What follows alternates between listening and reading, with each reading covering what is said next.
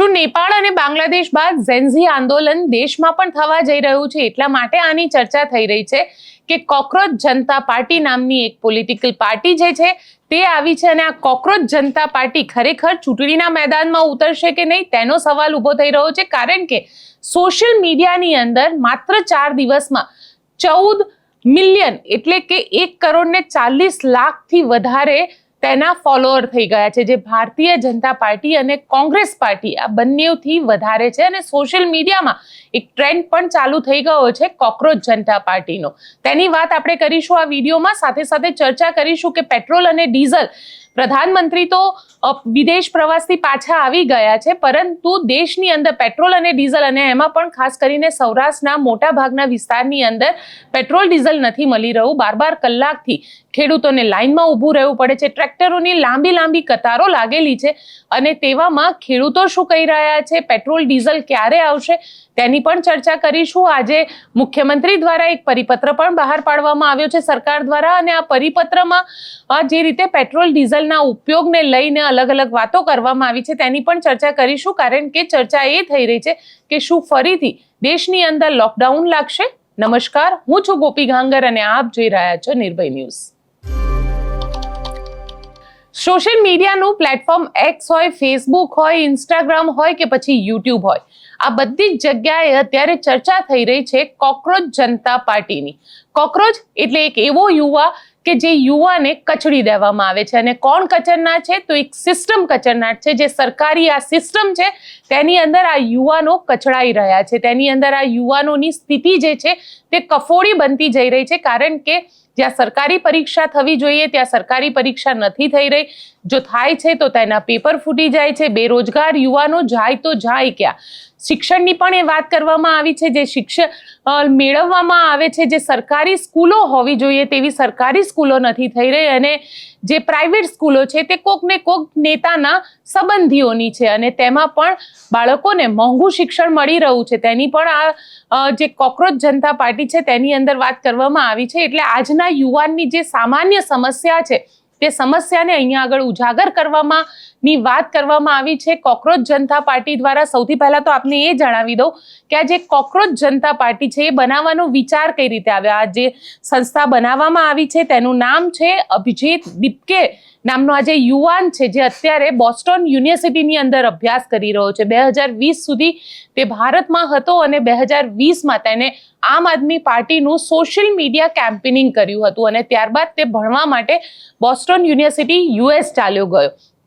હાલમાં chief justice of India દ્વારા એક સુનાવણી કરવામાં આવી રહી હતી. યુવાનોની આ સુનાવણી હતી, અને આ સુનાવણી દરમિયાન ચીફ જસ્ટિસ ઓફ ઇન્ડિયા દ્વારા કહેવામાં આવ્યું કે આજનો જે યુવાન છે એ યુવાન કોકરોચ જેવો છે, અને તેમના દ્વારા કહેવામાં આવ્યું કે તેઓ ક્યાંક સોશિયલ મીડિયામાં કામ કરે છે, તેઓ ક્યાંક લેઝી થઈ ગયા છે, આ યુવાન પોતે RTI એક્ટિવિસ્ટ થઈ ગયા છે, આ પ્રકારની વાત કરવામાં આવી. અને ત્યાંથી આ અભિજીત દીપકે જે છે તેને આઈડિયાની શરૂઆત કરી, અને તેણે કોકરોચ જનતા પાર્ટી નામની આ જે પાર્ટી છે તેની શરૂઆત કરી. તેને એક સોશિયલ મીડિયા પેજ બનાવ્યું, જેને 4 દિવસ પણ નથી થયા હજી પૂરા, અને 14 મિલિયન એટલે કે 1,40,00,000 જેટલા તેના સબસ્ક્રાઈબર થઈ ગયા છે. એટલે એના સબસ્ક્રાઈબર જે છે દર કલાકે 1.5 થી 2 લાખ જેટલા સબસ્ક્રાઈબર વધી રહ્યા છે.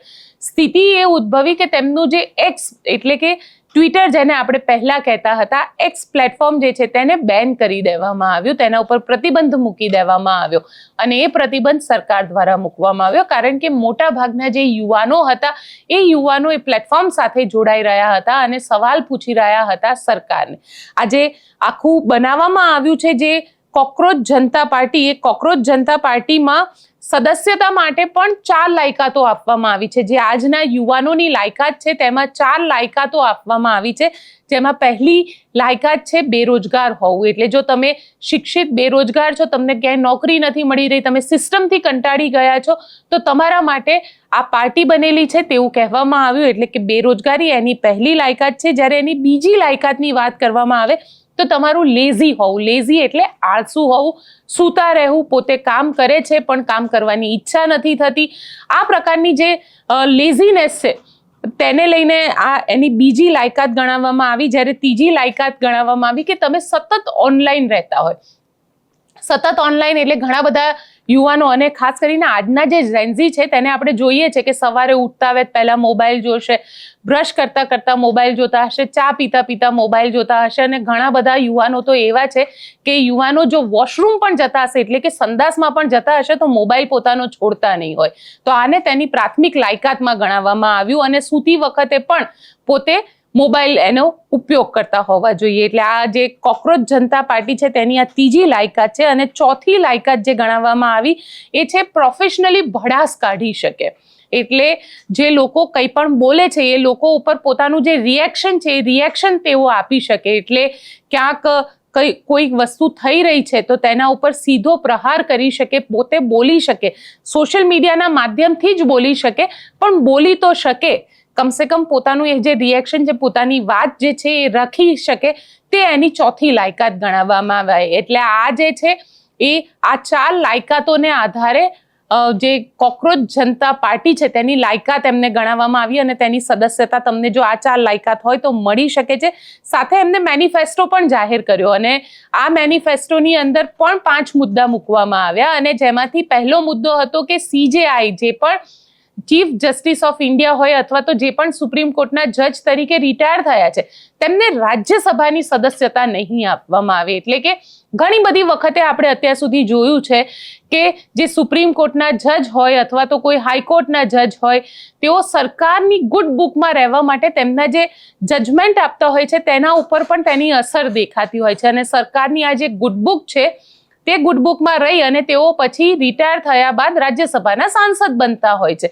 એટલે આમાં પહેલી વાત એ કરવામાં આવી કે તેમને રાજ્યસભાના સાંસદ નહીં બનાવવામાં આવે. સાથે જ તેમના દ્વારા કહેવામાં આવ્યું છે કે સાથે જ આની અંદર બીજું જે મેનિફેસ્ટોની અંદર લખવામાં આવ્યું છે તે લખવામાં આવ્યું છે કે મતદાનનો અધિકાર અહીંયા આગળ છીનવવામાં નહીં આવે. કારણ કે ઘણી બધી જગ્યાએ આપણે જોયું કે જે રીતે SIR આવી અને ઘણા બધા નામ ડિલીટ થઈ ગયા તો એ નામ અહીંયા આગળ ડિલીટ કરવામાં નહીં આવે. મહિલાઓને 50% અનામત આપવાની વાત કરવામાં આવી છે અને કહેવામાં આવ્યું છે કે અમે મહિલાઓ કેબિનેટમાં પણ મહિલાઓને 50% અનામત આપીશું. સાથે જ એવું પણ કહેવામાં આવ્યું છે કે જેટલા પણ લાયસન્સ આપવામાં આવ્યા છે જે ન્યૂઝ ચેનલ્સ આવે છે જેને આપણે ગોદી મીડિયા તરીકે ઓળખીએ છીએ એટલે કે એ ગોદી મીડિયાના જે માલિક છે, ક્યાંક વાત કરવામાં આવે તો NDTVના માલિક જે છે એ અદાણી છે અને ન્યૂઝ નેટવર્ક 18ના માલિક અંબાણી છે. તો આવા જે માલિક છે તેમના લાયસન્સ રદ કરી દેવામાં આવશે.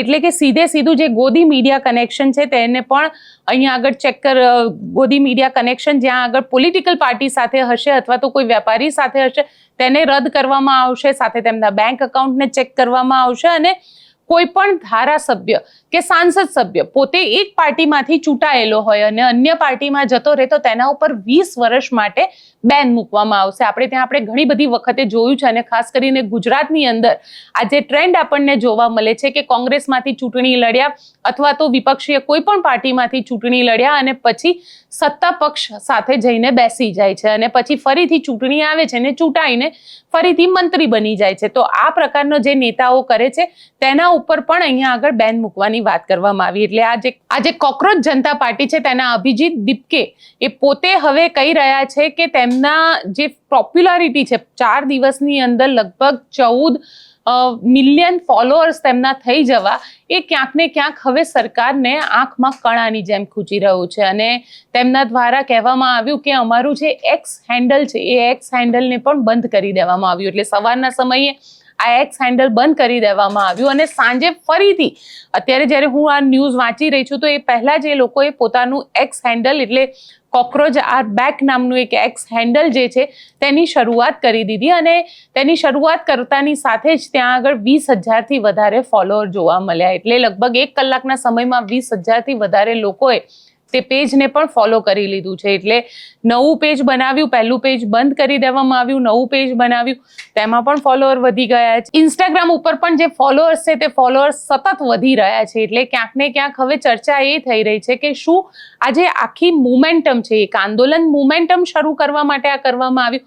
ચર્ચા એ પણ થઈ રહી છે કે આમ આદમી પાર્ટી આ આખાની પાછળ પ્રેરિત છે. એટલે આમ આદમી પાર્ટીના અરવિંદ કેજરીવાલે જે ઝેન્ઝીની વાતો કરતા હતા થોડા સમય પહેલા તે ઝેન્ઝી આંદોલન જે છે તે શું આ જ હતું તેવી પણ ચર્ચા થઈ રહી છે. કારણ કે જે અભિજીત જે છે જે આની સ્થાપક છે તેને તેના કનેક્શન આમ આદમી પાર્ટી સાથેના છે. તેના ઘણા બધા એવા વિડીયો અને ઘણા બધા એવા જે કહી શકાય કે ટ્વિટર હેન્ડલ ઉપર તેમની ટ્વિટર પોસ્ટ છે જે આમ આદમી પાર્ટી સાથે જોડાયેલી છે. એટલે ક્યાંક એ સવાલ પણ ઊભો થયો છે કે શું આ આખું કોકરોચ જનતા પાર્ટી જે શરૂ કરવામાં આવી છે તેની પાછળ આમ આદમી પાર્ટી છે. કારણ કે આમ આદમી પાર્ટી, જો હું યાદ કરું તો 2012-13નો જે સમય હતો અને 12-13ની અંદર જે રીતે આખું અન્ના મુવમેન્ટની શરૂઆત કરવામાં આવી, દેશની અંદર એક આખો જુવાળ ઊભો કરવામાં આવ્યો કે જ્યાં પ્રધાનમંત્રી મનમોહન સિંહ જે છે તેમને લઈને સવાલ ઊભા થવા લાગ્યા. કોંગ્રેસ પાર્ટીને એક કરપ્ટ પાર્ટી તરીકે બતાવવામાં આવી. યુથ જે છે એ રસ્તા ઉપર આવ્યા. ભ્રષ્ટાચારની વિરુદ્ધમાં આખી અન્ના આંદોલન મુવમેન્ટ જે હતી તેની શરૂઆત કરવામાં આવી. શું આ એક પ્રકારની શરૂઆત કરવાની વાત છે? કારણ કે જે રીતે કોકરોચ જનતા પાર્ટી છે, આજનો યુવા જે રીતે તેની સાથે જોડાઈ રહ્યા છે, એ ઇન્સ્ટાગ્રામ હોય, ટ્વિટર હોય, સોશિયલ મીડિયા હોય, તેના વિડીયો બનાવવાની વાત હોય, ગીતો બનાવવાની વાત હોય, આ બધામાં જે રીતે લોકો જોડાઈ રહ્યા છે, સવાલ એ જ ઊભો થઈ રહ્યો છે કે શું ખરેખર આ એક મુવમેન્ટ ઊભી કરવાની વાત છે જે 29ની ચૂંટણી પહેલા પ્રધાનમંત્રી નરેન્દ્ર મોદીને કેન્દ્રમાં ક્યાંક તકલીફ પહોંચાડવા માટેની વાત છે કે અન્ય જે વિપક્ષીય પાર્ટી છે એ પાર્ટી આ મુવમેન્ટ ઊભી કરીને જે હવે પછીની જેટલી પણ વિધાનસભાની ચૂંટણીઓ આવે છે તેમાં તેનો ફાયદો લેવા માંગી રહી છે? સવાલ અહીંયા આગળ ઊભો થઈ રહ્યો છે. અને સવાલ એટલે પણ ઊભો થઈ રહ્યો છે કે આ જે કોકરોચ જનતા પાર્ટીની શરૂઆત કરવામાં આવી તે ચૂંટણી લડશે કે નહીં લડે તેને લઈને હજી સુધી કોઈ સ્પષ્ટતા કરવામાં નથી આવી. બસ એક માત્ર વિચાર આવ્યો અને વિચારના આધાર ઉપર આ પાર્ટીની શરૂઆત કરવામાં આવી છે. અભિજીત ને આપણે સાંભળી લઈએ, કારણ કે અભિજીતે જ્યારે આ પાર્ટીની શરૂઆત કરી ત્યારે તેમને શું કહ્યું છે તે પણ સાંભળીએ. हेलो एवरीबॉडी, जिसका डर था वही हुआ. पहले इन लोगों ने हमारा अकाउंट हैक करने को ट्राई करा. जब इनसे हैक नहीं हुआ तो अब इन्होंने हमारा ट्विटर हैंडल इंडिया में बंद कर दिया है, बैन कर दिया है. अब सभी लोग देख सकते हैं ट्विटर पर जाकर कि हमारा कॉकरोच जनता पार्टी का ऑफिशियल ट्विटर हैंडल अभी इंडिया में नहीं दिख रहा है किसी को भी. तो मैं चाहता हूँ आप लोग सब आवाज़ उठाए और आप लोग पूछे ये अकाउंट हैंडल क्यों बैन किया गया, इससे ऐसा क्या लिखा था. हमने तो कोई गलत चीज़ नहीं लिखी थी. हम तो खाली रेजिग्नेशन मांग रहे थे मिनिस्टर का. वो स्टूडेंट ने सुसाइड की तो उसके बदले हम कुछ अकाउंटेबिलिटी चाहते थे और बदले में इन्होंने हमारा अकाउंट डीएक्टिवेट कर दिया. तो ये कहाँ की डेमोक्रेसी है? आप सभी ये सवाल पूछो. અહીંયા આપણે અભિજીતને સાંભળ્યો અને અભિજીત અહીંયા આગળ સ્પષ્ટ કહી રહ્યો છે કે કઈ રીતે આ આખો વિચાર આવ્યો અને એક સામાન્ય યુવાને જે બેરોજગાર છે, જે પોતાની રોજગારીની માંગ કરી રહ્યો છે, તેને કઈ રીતે અહીંયા આગળ કોકરોચ સાથે સંકળાવવામાં આવ્યો છે. અને સાથે જ આજે વાત એ પણ કરવી છે કે સામાન્ય માણસની ખરેખર આ દેશની અંદર કોઈ વેલ્યુ નથી. વેલ્યુ એટલા માટે પણ નથી કારણ કે સામાન્ય માણસ જ્યારે હોય ત્યારે લાઇનમાં ઊભેલો દેખાય. એ નોટબંધી માટેની, નોટ બદલાવવા માટેની લાઈનો હોય કે પછી કોરોના સમયે કોરોનાના ટેસ્ટ કરાવવા માટેની લાઈનો હોય કે ઓક્સિજનના બાટલા લેવા માટેની લાઈનો હોય. આજે પણ જે સામાન્ય માણસ છે તે અત્યારે લાઈનમાં ઊભેલો દેખાય છે અને એ લાઈન છે પેટ્રોલ પંપની બહાર લાગેલી લાઈનો. પેટ્રોલ નથી મળી રહ્યું, ડીઝલ નથી મળી રહ્યું. ખેડૂતો હેરાન થઈ રહ્યા છે કારણ કે હવે ચોમાસાની શરૂઆત થશે. ચોમાસા પહેલા ખેડૂતોને વાવણી કરવાની હોય છે, તેના માટે તેમને ડીઝલની જરૂર હોય છે અને ખેતીની અંદર એ પાણી સિંચવાનું કામ હોય કે પછી ખેતર ખેડવાનું કામ હોય, આ બધામાં તેમને ડીઝલનો વપરાશ થતો હોય છે. અને ખેડૂતોની સ્થિતિ અત્યારે એવી થઈ ગઈ છે કે તેમને ડીઝલ નથી મળી રહ્યું. સવારે 4 વાગ્યાથી તેઓ લાઈનમાં લાગી ગયા. સૌરાષ્ટ્રની અંદર જો વાત કરવામાં આવે, અમરેલીની, જુનાગઢની, દ્વારકાની કે પછી કચ્છની, આખું આમ જોવા જઈએ તો મોટા ભાગના હાઈવેની સ્થિતિ અત્યારે એવી છે કે ત્યાં આગળ તેમને ડીઝલ મળી નથી રહ્યું. અને ખેડૂતોની સ્થિતિ તો એવી છે કે જે લોકોને પહેલા પીપની અંદર ડીઝલ આપવામાં આવતું હતું તે પણ અત્યારે આપવાનું બંધ કરી દીધું છે. એટલે ખેડૂતોએ બિચારાએ પોતાનું જે ટ્રેક્ટર છે તેને લઈને ત્યાં જવું પડે. એટલે 2 કિલોમીટર સુધી એ ટ્રેક્ટર ચલાવીને જવાનું અને પછી તેમને ડીઝલ મળશે કે નહીં તેની પણ કોઈ ખબર નથી હોતી. મળશે તો ક્યારે મળશે તેની પણ કોઈ ખાતરી નથી હોતી અને ઘંટો કલાકો સુધી તેઓ લાઈનમાં ઊભા રહેતા હોય છે. તેઓની હેરાનગતિ જે છે એ સતત છેલ્લા 3-4 દિવસથી આપણને અલગ અલગ શહેરની અંદર જોવા મળી રહી છે. આજે આમ આદમી પાર્ટી આ જ મુદ્દે મેદાનમાં ઉતરી. ગોપાલ ઇટાલિયા જે વિસાવદરના ધારાસભ્ય છે અને ગોપાલ ઇટાલિયા જેમનો જે મત ક્ષેત્ર છે જેમાં મોટા ભાગે લોકો જે છે, મતદારો જે છે, એ ખેડૂતો છે. તે ખેડૂતોના ન્યાય માટે, તેમના હક માટે થઈ અને આજે ગોપાલ ઇટાલિયા દ્વારા ધરણા પ્રદર્શન કરવામાં આવ્યું અને ધરણા પ્રદર્શનમાં ગોપાલ ઇટાલિયા ઊંટગાડી લઈ અને કલેક્ટર ઓફિસે પહોંચ્યા. કારણ કે અત્યારે સ્થિતિ કંઈક એવી જ આવી ગઈ છે કે ટ્રેક્ટરો ચાલતા નથી, ગાડી માટે ડીઝલ નથી, તો જવું કઈ રીતે? એટલે ઊંટગાડી લઈ અને ગોપાલ ઇટાલિયા આજે ખેડૂતો સાથે કલેક્ટર ઓફિસે પહોંચ્યા. કલેક્ટર ઓફિસે પહોંચીને કલેક્ટર સાથે શું ચર્ચા કરી તે પણ સાંભળીએ. માણસો નહીં મળે છે, આ શબ્દ સ્પેસિફિક છે. ખેડૂતો નથી મળતું. આખા દિવસ લાઈનમાં ઉભા રહે, તડકામાં, વહેલી સવારથી લાઈન, રાત્રે લાઈન. હવે માણસ 20-30 કિલોમીટરથી ટ્રેક્ટર લઈને આવે, જેટલું ડીઝલ એમાં બળી જાય એટલું જ દેતા નથી, તો ખેતી કેમ કરવાની? અને બીજી તકલીફ એ છે કે આ અત્યારે ડીઝલની સમસ્યાના કારણે પૂરતું વાવેતર નહીં થાય તો માત્ર ખેડૂતને નહીં, અનાજનું ઉત્પાદન ઘટશે. આખા ગુજરાતમાં અનાજનું ઉત્પાદન ઘટશે તો લોકોને તકલીફ પડશે. એટલે તમે કંઈક એવો નિર્ણય કરો કે જેટલું ડીઝલ ગુંડાઓને, માથાભારે માણસોને ખાનગીમાં આપી દેવામાં આવે છે એ પ્રમાણે ખેડૂતોને ડીઝલ મળવું જોઈએ. અમુક લોકોને કેરબામાં આપવામાં આવે છે, અમુકને નથી આપતા. અમે ત્યાં ટીમોને એટલું પણ મોકલી દઈએ છીએ, જો એવું કંઈ હશે તો અટકાવીશું, પણ અમારા પ્રયત્નો પૂરા એવા છે કે ખેડૂતોને બેન, તમે ટીમ સારી બાબત છે, પણ વાસ્તવિકતા અલગ છે. તમારે જોવું હોય તો અમે નજરે બતાવી શકીએ એમ છે. કોઈ પણ પેટ્રોલ પંપ આટલા બધા માણસો આવ્યા છે તો એ બધા પીડિત છે એટલે આવ્યા છે. ડીઝલ મળતું હોય તો કોઈ શું કમાઈ આવે? અમે ડબલા લઈને આવ્યા છે. ક્યાંથી ડીઝલ? મને પોતાને ધારાસભ્ય તરીકે ગઈકાલે હું પેટ્રોલ પંપ પર ગયો તો મને કે 1000 રૂપિયાનું જ આપી. ઝઘડો નથી કરવો, હું ધારાસભ્ય છું, મારે કંઈક સરકારી કામથી જવાનું હોય, કંઈક બીજી મેટર બને તો જવું હોય તો કમસે કમ થોડુંક વધારે આપ. બહુ રિક્વેસ્ટ કરી તો 2000નું આપ્યું. મને પોતાને ગઈકાલની વાત છે, મારી પાસે પાવતી પડી છે. 2000નું ડીઝલ મારી ગાડીમાં છે. હું ધારાસભ્ય છું, તમે ઓલી મિટિંગમાં બોલાવો, કોઈ ગામમાં ઘટના બની ગઈ, કંઈક બીજું સરકારી કામ અમારે હોય, ક્યાં જવાનું? તો ખેડૂતોને સમયસર ડીઝલ મળે. અને આ કંઈ, અને ઘણા લોકો સ્ટોક કરે છે, જેની રાજકીય પીઠબળ છે એ લોકો તો સ્ટોક કરે છે, એને તો આપણે રોકી નથી શકતા. જે સાદો સીધો માણસ છે એ નથી અત્યારે ડીઝલ મેળવી શકતા. અને ડીઝલની માથાકૂટના કારણે બધી જ વસ્તુ મોંઘવારી વધી છે. હમણાં છોકરાઓના એડમિશન ચાલુ થશે, ફી વધી છે એની, બસોના ટ્રકના ભાડા વધ્યા છે, એના કારણે દૂધ મોંઘું થાય છે, મોંઘવારી એટલી બધી વધી છે. તો હવે કોણ આનું નિયંત્રણ કોણ કરશે? અમારી ટીમો છે, ડીએસઓની ટીમ, કાળાબજારી કરે છે. ત્યાં સાબરપુર ચોકડી પાસે તપાસ કરાવો, 2 રૂપિયા વધારે લે છે અને ડીઝલ મળી જાય છે. બોલીને શું ફાયદો? ડીઝલ તો ડીઝલ તો ખાવાની વસ્તુ તો છે નહીં કે વધુ લઈને ખાઈ જાય માણસ. આ તો વાપરવાનું. ખેડૂતને ખેડૂતોને નથી આપતા અનેક ખેતરોમાં હિટાચી મશીન, જેસીબી મશીન, ટ્રેક્ટરો, અન્ય સાધનો છે એ ઊભા છે, ડીઝલ નથી એટલે ઊભા છે. ખેતી જ નહીં થાય. એવું નથી, ખેડૂતોને પણ પ્રાયોરિટીઝ આપીને અપાય છે અને છતાં પણ કે અગવડો એ બધું હશે તો અમે ધ્યાન પર લેવાનું છે.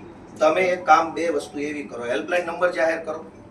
જુનાગઢ જિલ્લાનો ખેડૂતો માટે હેલ્પલાઇન નંબર જાહેર કરો. જે ખેડૂતોને સરકારે નક્કી કર્યા પ્રમાણે ડીઝલ ન મળે તો એ હેલ્પલાઇન ઉપર ફોન કરે. હેલ્પલાઇન તો જાહેર કરો તો તમને ખબર પડે ફરિયાદો કેટલી છે. અહીં હું આવ્યો જનતા વતી તો તમે મને કીધું ટીમ સક્રિય છે. ધારો કે ગ્રાઉન્ડ ઉપર ખરેખર ખેડૂતને તકલીફ પડે છે તો ફોન ક્યાં કરવાનો? નંબર તો છે નહીં. જેની પાસે અમારો નંબર અમને કે અમે તમને કહીએ, તમે સરકારી જવાબ આપો. તો મને તમે એમ કહો કે હેલ્પલાઇન નંબર જાહેર કરો છો કે નહીં?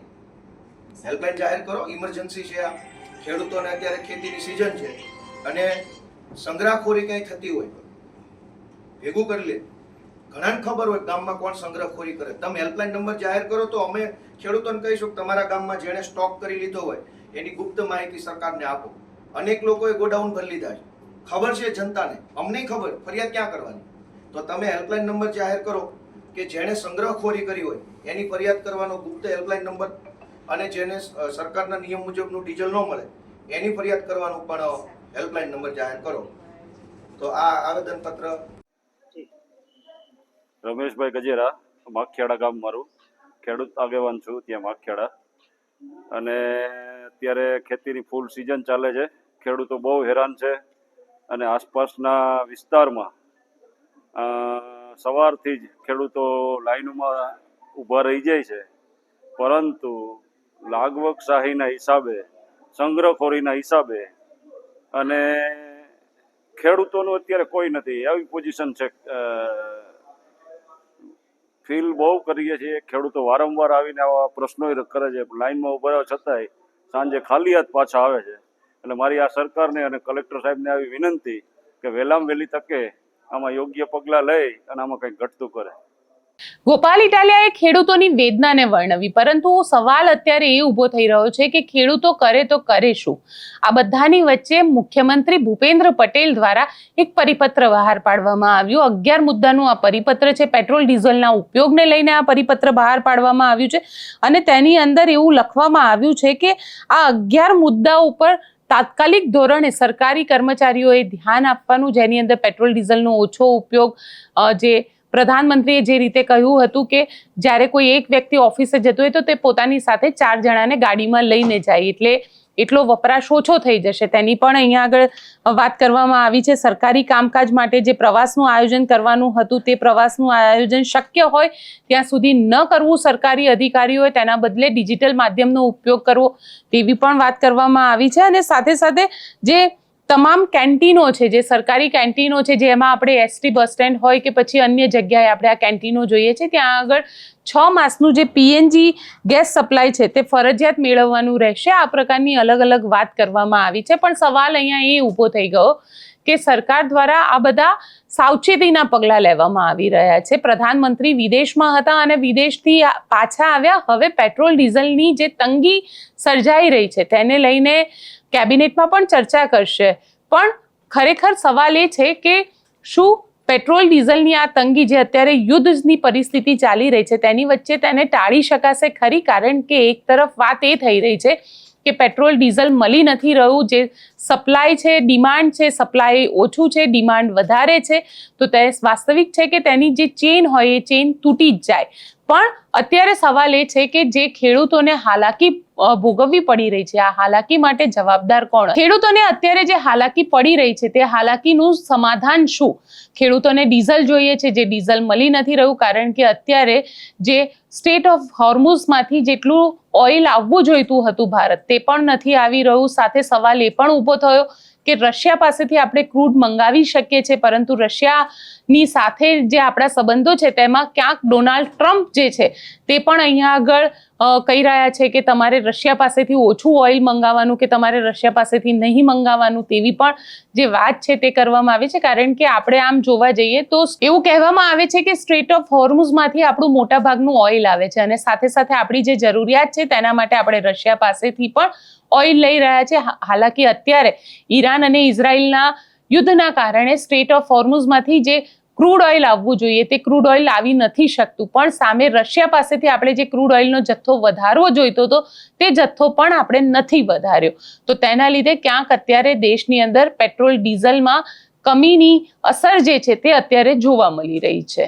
આપ શું માનો છો? મને કોમેન્ટ બોક્સમાં ચોક્કસથી લખીને જણાવજો અને અમારી ચેનલ નિર્ભય ન્યૂઝને લાઇક, શેર અને સબસ્ક્રાઇબ કરવાનું ભૂલશો નહીં. આભાર.